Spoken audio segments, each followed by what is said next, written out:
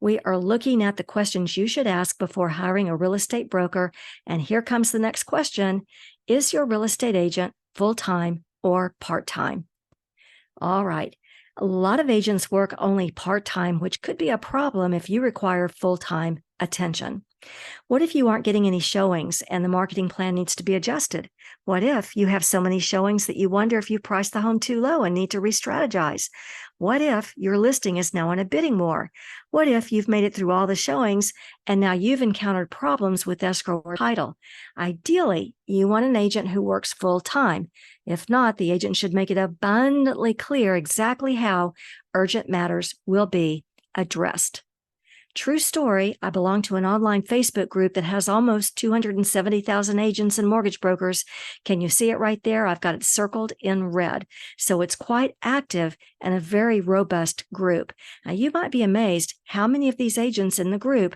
What's a good side hustle for a real estate agent? Should I drive for Uber? Should I try and start an online t-shirt business?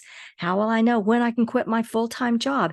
And you can see here that a whopping 438 agents in this group have responded as to what their own side hustle is.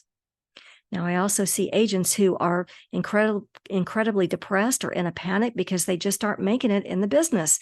And as a seller, how would you know? I even saw one this last week who has a full-time job as a teacher.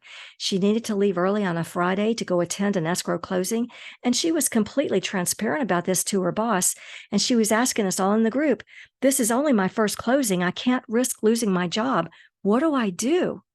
See, all this happens behind the scenes, and you might not ever know that you could end up suffering because the agent you just hired can't give you full-time attention you need on a legal transaction that could be putting you at risk.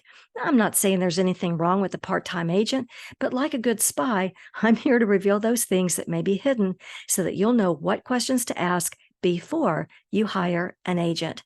I know that the clients I work with enjoy knowing that I am most definitely a full-time practitioner.